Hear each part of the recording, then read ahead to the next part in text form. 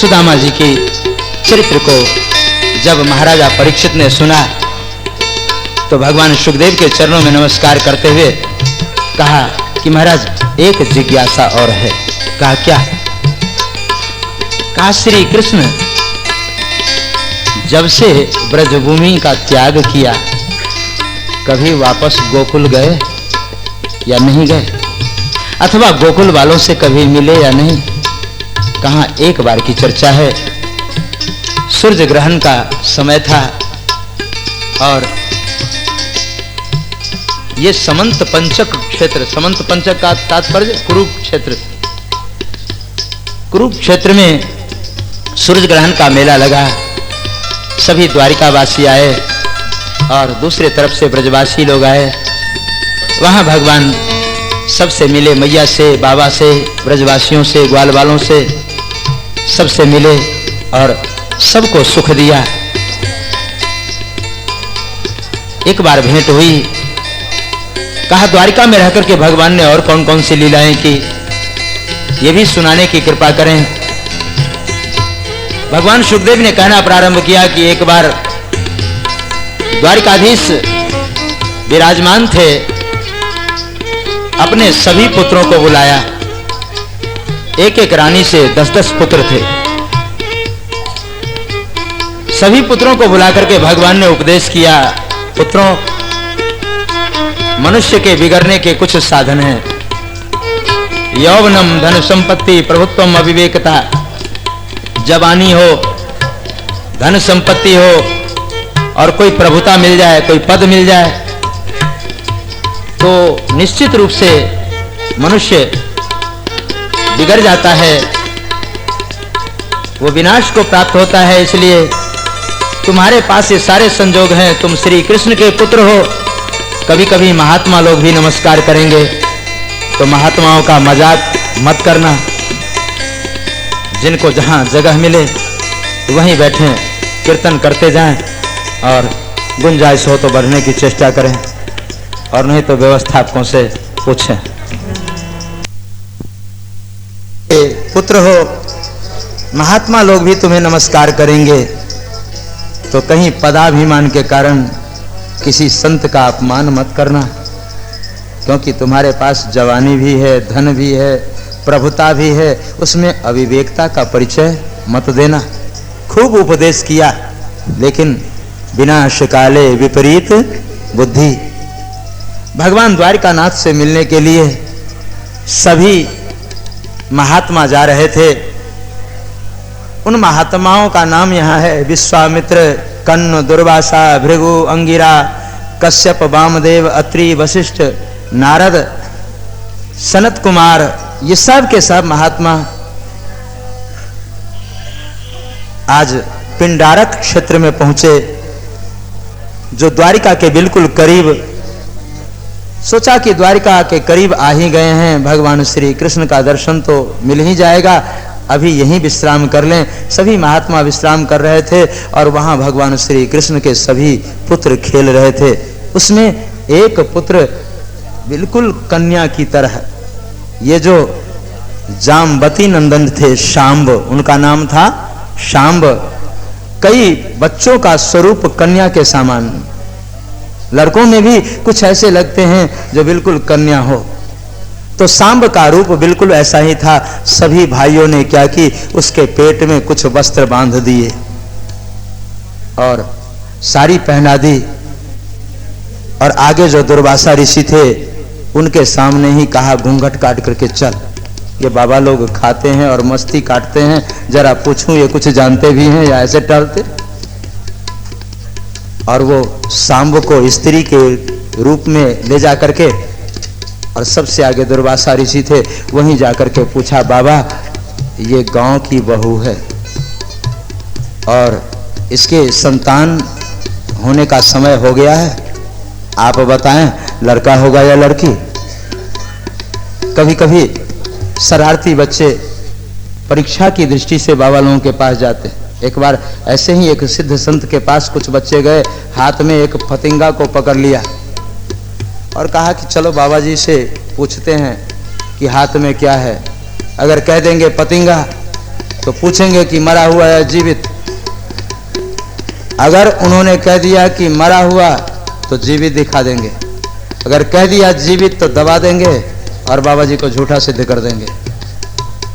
बस उसने ऐसी युक्ति लगाई और जाके पूछा, बाबा हमारे हाथ में क्या है? बाबा सिद्ध संत थे। कहा तुम्हारे हाथ में एक कीड़ा है, पतिंगा। कहा मरा हुआ या जीवित? कहा अभी मध्य में है, तुम चाहो तो उसे मार भी सकते हो और जीवित भी छोड़ सकते हो। बच्चे सब नमस्कार करके चले गए कि बाबा पहुंचा हुआ है, चलो यहाँ से जल्दी भागो। श्री कृष्ण के पुत्रों ने भी यही दुस्साहस की।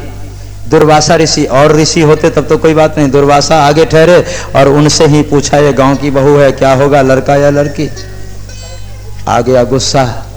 दुर्वासा ऋषि ने कहा, अरे मूर्खों, तुम श्री कृष्ण के संतान होने के बाद भी ऐसी शरारत करते हो। न होगा लड़का न लड़की, इसमें होगा तुम्हारे खानदान का सत्यानाश, मूसल निकलेगा, मूसल। और साफ हो गया। वहां से सभी बच्चे उस सांब को एकांत में ले गए। कहा बाबा जी ने कहा है मूसल निकलेगा, तो देख भाई खोल करके, सचमुच उसमें लोहे का एक मूसल निकला। अब ये बच्चे भयभीत होकर के क्या करें? पहुंचे महाराज वसुदेव के पास। वसुदेव जी से कहा, बाबा हम लोगों से अपराध हो गया है। पिताजी से तो नहीं कहेंगे, आपसे कह रहा हूं। क्या? कहा हम लोगों ने बाबा जी की परीक्षा ली और उन्होंने खानदान को साफ दे दिया है। कहा कि तुम्हारे खानदान का सत्यानाश हो जाएगा, मूसल निकला है, क्या करूं? वसुदेव जी ने कहा, बच्चों तुम लोगों ने अच्छा नहीं किया। अब ऐसा करो कि इस मूसल को चूरन बना लो और सागर में फेंक दो, बहा दो। सभी बच्चे परिश्रम करके उस लोहे के मूसल को चूर्ण बनाया, चूर्ण बना करके सागर में फेंक दी। एक छोटा सा जो टुकड़ा बच गया उसे बहुत दूर फेंक दी सागर में ही। वो एक मछली निकल गई उस टुकड़े को, और बाकी जो चूर्ण थे वो लहरों के कारण किनारे लग गए और एक प्रकार की घास हुई जिसे पटेरा कहते हैं।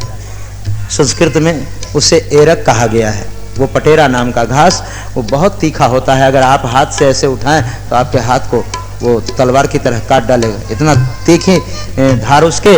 तो पटेरा नाम का घास हुआ और उस घास को देखा कि ये तो बड़ा विशाल एक जंगल सा हो गया। और इस प्रकार श्राप होने के कारण सभी बच्चे तो भयभीत थे। वसुदेव जी को ये जानकारी मिली। वसुदेव जी अपने सभा में विराजमान थे, कुछ चिंतित थे। उसी समय बाबा जी का आगमन। श्रीमन नारायण नारायण नारायण, श्रीमन नारायण नारायण नारायण, लक्ष्मी नारायण नारायण नारायण, लक्ष्मी नारायण नारायण नारायण, गोविंद नारायण नारायण नारायण, गोविंद नारायण नारायण नारायण, श्रीमन नारायण नारायण नारायण, श्रीमन नारायण नारायण नारायण। बोलिए लक्ष्मी नारायण भगवान की। नारद बाबा का आगमन हुआ। वसुदेव जी ने सत्कार की और सिंहासन पर बैठने का संकेत किया। बाबा हमारे खानदान को साफ हो गया है, अब इससे कैसे छुटकारा पाया जाए, इस साप से कैसे मुक्ति मिले, ये उपाय आप करें। हाँ भाई, आनंद विहार वालों को बिठाओ। श्रीमन नारायण नारायण नारायण, श्रीमन नारायण नारायण नारायण, लक्ष्मी नारायण नारायण नारायण, लक्ष्मी नारायण नारायण नारायण, लक्ष्मी नारायण नारायण नारायण, लक्ष्मी नारायण नारायण नारायण, गोविंद नारायण नारायण नारायण, गोविंद नारायण नारायण नारायण, श्रीमन नारायण नारायण नारायण, श्रीमन नारायण नारायण नारायण।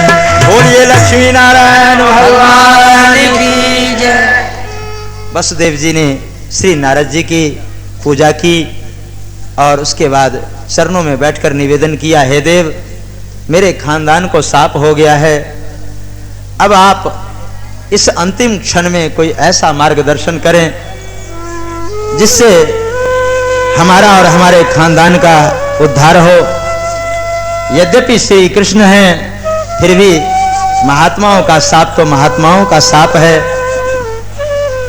सबसे सुंदर धर्म कौन सा है, किस धर्म पर हम चलें, किस पथ पर चलें ताकि हमें सफलता मिल जाए, भगवान की प्राप्ति हो जाए, आप ऐसा मार्गदर्शन करें।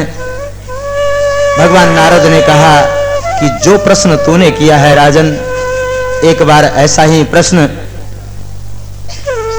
महाराजा निमि के यहाँ, विदेह के यहाँ 9 योगेश्वर पहुंचे थे, तो 9 योगेश्वरों से उन्होंने किया था। उन योगेश्वरों का नाम है कबीर, हरिर, अंतरिक्ष, प्रबुद्ध, पिप्पलायन, आविर्होत्र, द्रुमिल, चमस और करभाजन। ये 9 विद्वान पहुंचे विदेह के सभा में और विदेह ने पूछा, दुर्लभो मानुषो देहो देहि नाम क्षणभंगुरा तत्रापि दुर्लभम मन्ये वैकुंठ प्रिय दर्शनम। का सबसे दुर्लभ मानव शरीर है और वस्तुतः सब कुछ सुलभ है, लेकिन मानव शरीर दुर्लभ है। ये कोई अपने पुरुषार्थ से नहीं प्राप्त कर सकता। कबहु करी करुणा नर देही देत ईस बिनु हेतु सनेही। वो कृपा का सागर अकारण ही कृपा करके ये मानव शरीर दिया, और मानव शरीर एक कर्जा है, ये कर्जा में दिया है। इसलिए दिया कि देह धरे कर यह फल भाई, भजिए राम सब काम। भजन करने के लिए मानव शरीर दिया जा रहा है, तो भजन करना कर्जा में है, वापस चाहिए। लेकिन ये जीव कर्जा अगर हो तो ब्याज देनी चाहिए। मानव शरीर का ब्याज क्या है? इस जिह्वा से भगवान नाम का संकीर्तन करना, कान से कथा श्रवण करना, इन हाथों से ठाकुर की सेवा करना, ये सब ब्याज हैं। लेकिन आज का मनुष्य ब्याज कहां तक अदा करे? किसी की पंक्ति है, कर्ज में नर्तन लिया है उसको तू बिसरा गया। कर्ज में नर्तन लिया है उसको तू बिसरा गया, ब्याज की तो बात क्या है, मूल धन भी खा गया। अरे अब तो मूल धन खाने की चेष्टा कर रहे हो, और अगर किसी का मूल धन खा जाओ तो परिणाम क्या होगा? बड़ा भयंकर परिणाम है। इसलिए इस मूल धन को बचा। भगवान ने कृपा करके ये मानव शरीर दी है। दुर्लभो मानुषो देहो, सबसे दुर्लभ मानव शरीर है। और मानव शरीर दुर्लभ है, लेकिन है क्या? क्षणभंगुर। देहि नाम क्षणभंगुरा, अभी है और कुछ देर बाद नहीं। ये अकाट्य सत्य है, ये जीवन का सत्य है। मानव शरीर की सत्यता यही है, अभी है कुछ देर बाद नहीं। आप देखते हैं ना, आज ही किसी से मिले और सायंकाल समाचार मिलता है कि दुर्घटनाग्रस्त हो गया। क्या पता कब क्या होगा, कोई न जाने कब हो जाए इस जीवन की शाम, कब शाम हो जाए। जीवन की संध्या जब होने लगे ना, तो खास करके दुकान समेट लेनी चाहिए। हाँ, आजकल तो संध्या के समय भी दुकान लगाना शुरू करते हैं लोग। जीवन की संध्या कब है? जब बाल सफेद हो जाए, आंखों में चश्मा लग जाए, कान में मशीन लग जाए, तो समझना मेरे जीवन की संध्या होने चली है, अब दुकान समेट लो। लेकिन ये कलयुगी जीव ऐसे हैं, बाल सफेद हो गया तो बाजार से मसाला खरीद करके और उसके ऊपर लगा।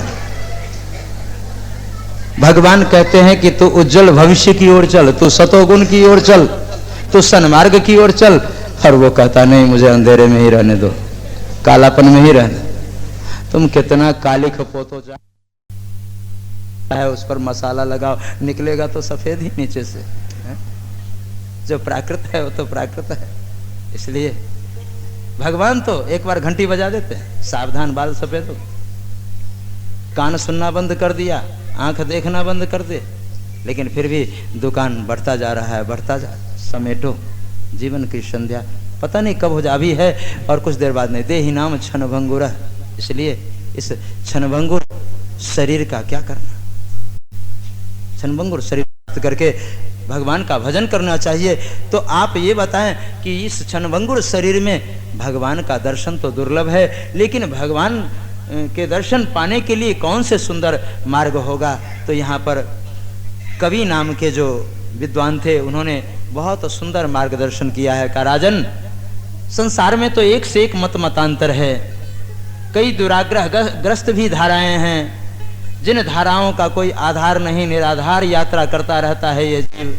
कोई पूछे भाई कहाँ जाना है, पता नहीं, और जिसे पता ही नहीं कि हाँ कहाँ जाना है, वो तो या तो कोई पुलिस वाला रास्ते में मिलेगा बंद कर देगा, पगलेट है, इसको पता ही नहीं कहाँ जाना। और कई लोग आधार मान करके चलते हैं, और आधार हमारे गौरव ग्रंथ हैं, हमारे शास्त्र हैं। शास्त्र जो कहते हैं उनकी आज्ञा मान करके तब यात्रा करनी चाहिए। देखो राजन, एक से एक मार्ग है, कर्म मार्ग हैं, ज्ञान मार्ग हैं, लेकिन हम जो तुम्हें मार्ग बता रहे हैं वो राजमार्ग है। राजमार्ग क्या है? कायेन वाचा मनसेन्द्रियैर्वा बुद्ध्यात्मना वानुसृत स्वभावात् करोति यद यत सकलम परस्मै नारायणायेति समर्पयेत। कहा कि जो कुछ करे वो भगवान के लिए, भोजन बनाए तो भगवान के लिए, यदि कोई वस्त्र सिए तो भगवान के लिए,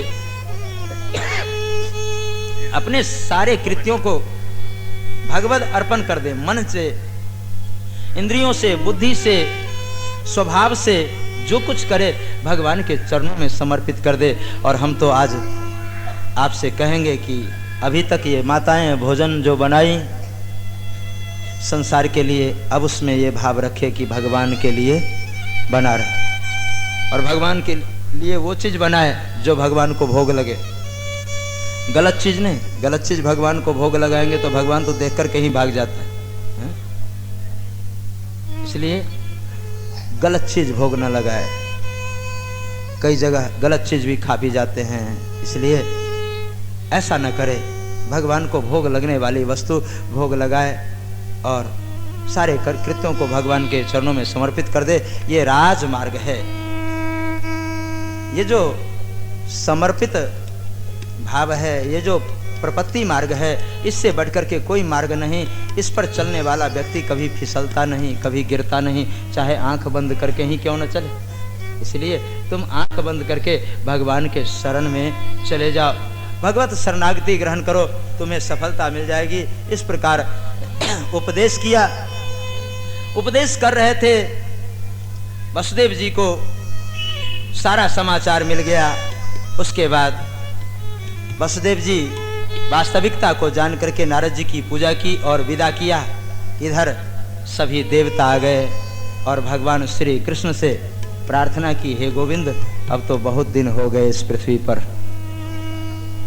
अब आप अपने स्वधाम चलने की कृपा करें। सब प्रार्थना कर रहे हैं देवता।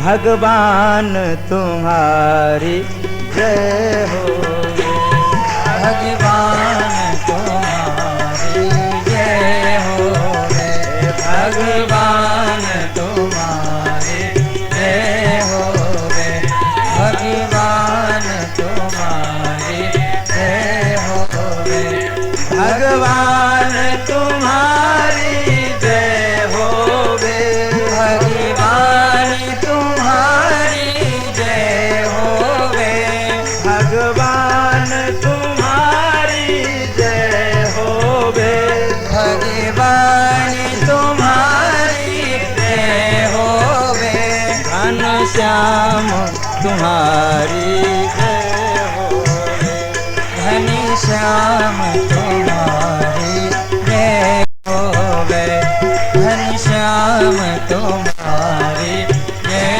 होवे, घनश्याम तुम्हारी जय होवे।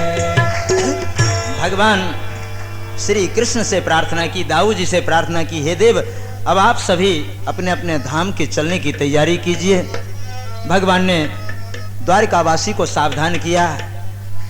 द्वारिकावासियों, हमारे खानदान को साप हो गया है और साप के साथ साथ एक रोग भी लग गया है। वो कौन सा रोग? कि सभी बोतलानंद हो गए, बोले वृंदावन। ये तो बड़ा पवित्र नगर है, यहाँ कोई बोतल पीने वाला लोग नहीं। बोतल पीने से 4 नुकसान, आर्थिक, पारिवारिक, शारीरिक और सामाजिक, ये 4 नुकसान। वो शौक किस काम का कि धन भी खर्चा करे और बदनामी भी ले। आज आप पिएंगे, कल आपका नकल करेगा आपका पुत्र, तो आपको अच्छा नहीं लगेगा। इसलिए अपना जीवन बर्बाद हुआ तो कम से कम आगामी पीढ़ी के लिए अपने बच्चों के भविष्य को सुधारने की चेष्टा करना। हमारा तो काम है कहना, ये मानो न मानो खुशी आपकी आज ही तो कहेंगे। गलत चीज क्यों पीना, गलत चीज क्यों खाना। ये दुर्गुण जो हैं, इस दुर्गुण को यहीं पर छोड़ के चले जाना। निरंतर 7 दिनों से भगवत कथामृत का पान किया, अमृत पिया है, क्यों गलत चीज पीना। कल यहाँ स्वाहा स्वाहा होगा, उसमें डाल देना आहुति के रूप में और संकल्प करना कि आज से मैं नवजीवन की शुरुआत करने जा रहा हूं।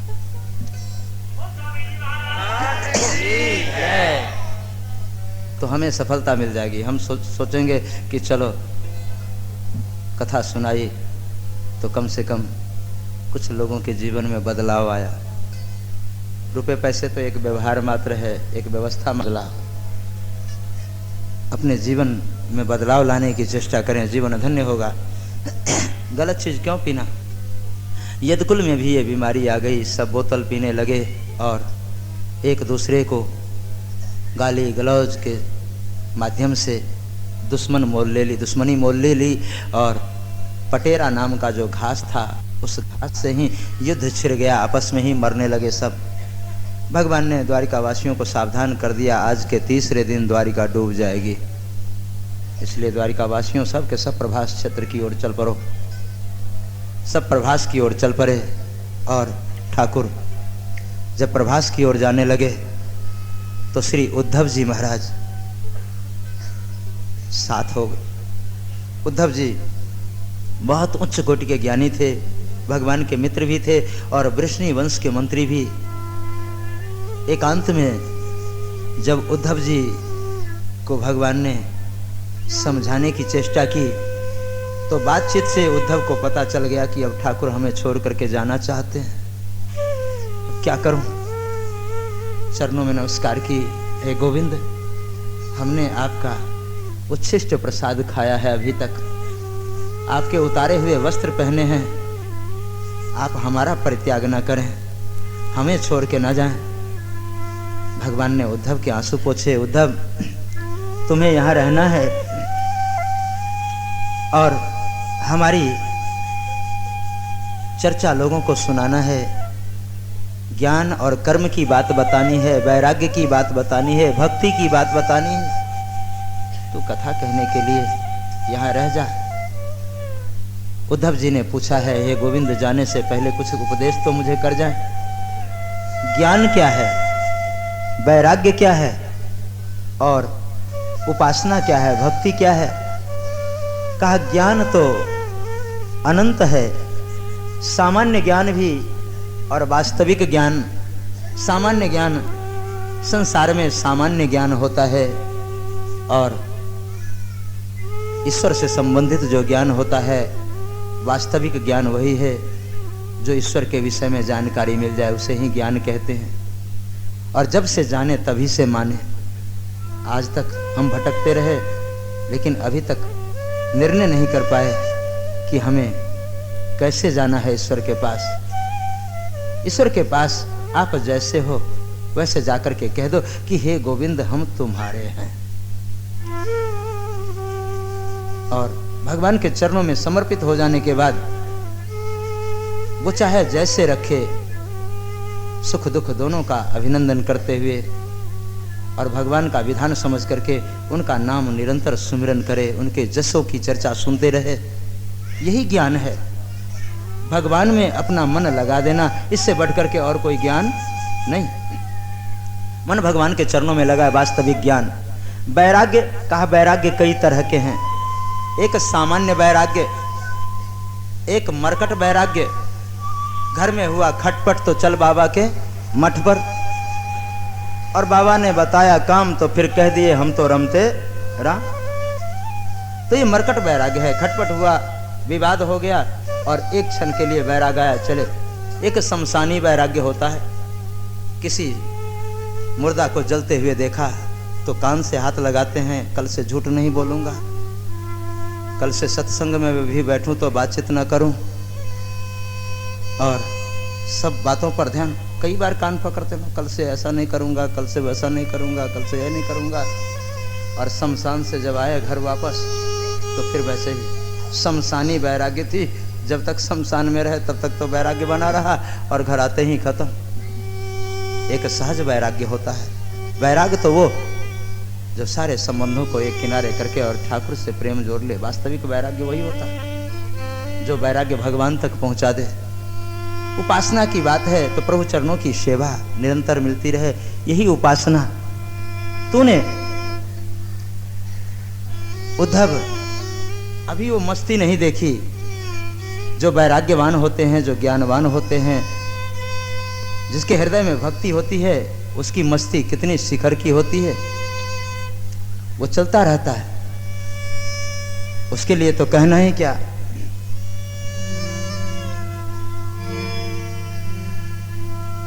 जहाँ रम जाना वही है ठिकाना, जहाँ रम जाना वही है ठिकाना। बांध सके ना जंजीर,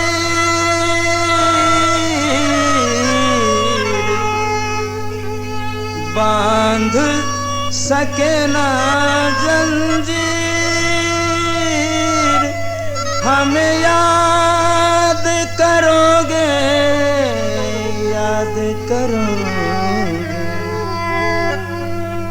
हम परदेसी फकीर, हम परदेसी फकीर, हम परदेसी फकीर। हमें याद करोगे, याद करोगे। हम परदेसी फकीर, हम परदेसी फकीर।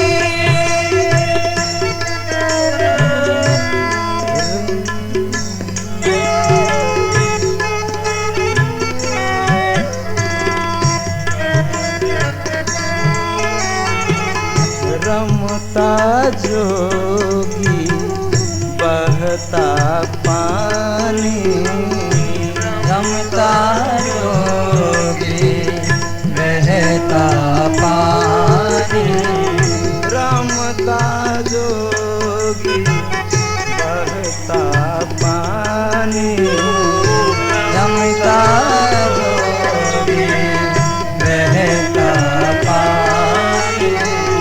बांध सके ना जंजीर, बांध सके ना जंजीर। हमें याद करोगे, याद करोगे। हम परदेसी फकीर, हम परदेसी फकीर।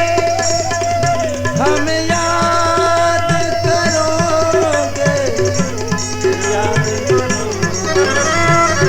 हम परदेसी फकीर, हम याद करोगे। हम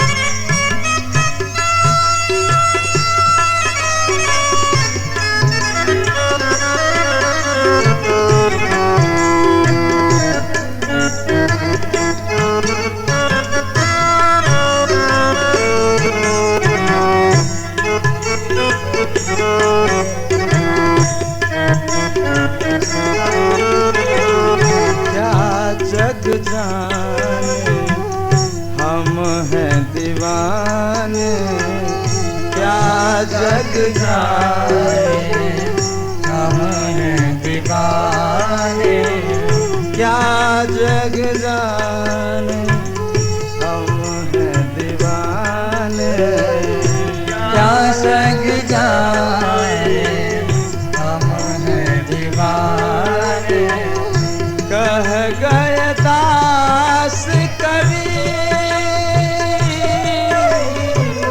कह गए दास कवि,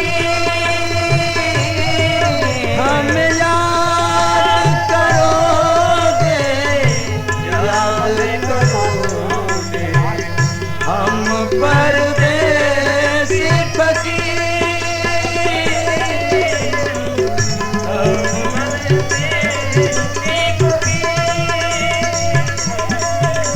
हम याद करोगे, हम याद करोगे हम परदेसी फकीर,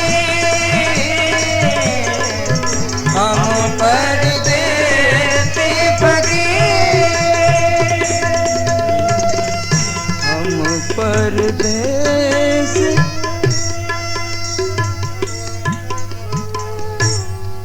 भजन की मस्ती, नाम की मस्ती और ये प्रभु चरणों की मस्ती जिसके जीवन में समा जाए उसका क्या कहना। जो कभी उतरे नहीं, वास्तविक ज्ञान वही है, वास्तविक वैराग्य वही है, वास्तविक उपासना वही है उद्धव।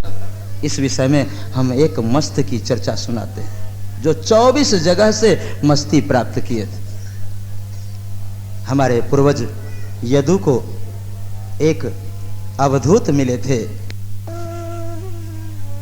पूछा कि आपको ये मस्ती कहाँ से मिली। यदु महाराज ने पूछा तो भगवान दत्तात्रेय कहने लगे कि हमने जो 24 जगह से ज्ञान लिया है उसी की ये मस्ती है। पहला गुरु हमने पृथ्वी को बनाया, पृथ्वी से हमने सहनशीलता प्राप्त की। पृथ्वी सहनशीलता का प्रतीक है। आप चाहे उसमें गड्ढा खोदें, फसल उपजाएं, कुछ भी पृथ्वी कभी मना नहीं करती। तो हमने सहनशीलता की मस्ती ली। वायु से हमने स्पर्श का सुख लिया कि स्पर्श का सुख तो देता है लेकिन अदृश्य है, इसलिए उससे अदृश्यता का ज्ञान प्राप्त किया।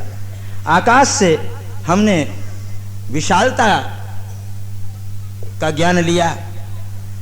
मक्खी मच्छर मक्खी मच्छर पक्षी आदि सब के सब उसमें विचरते रहते हैं, फिर भी आकाश के ऊपर उसका कोई प्रभाव नहीं होता, इसलिए आकाश की तरह हृदय को विशाल रखना चाहिए।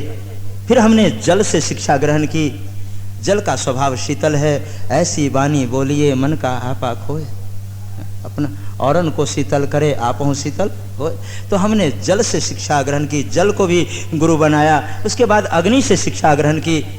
अग्नि का स्वभाव है जलाना, अपने को अग्नि के सामान रखने चाहिए। कोई निंदा आए तब भी, स्तुति आए तब भी, जैसे अग्नि में सब जल करके खाक वैसे अपने को रखना चाहिए, ऐसी मस्ती में। इसलिए हमने अग्नि से भी शिक्षा प्राप्त की।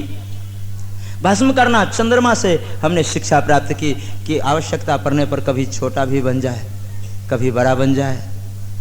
जो बड़ा बन जाता है उसे छोटा बनने में कठिनाई होती है, लेकिन संतों की ये विरध है कि उन्हें टाट मिली तो टाट में, खाट मिली तो खाट में, बाट मिले तो बाट में, हाट मिले तो हाट में और ठाट मिले तो।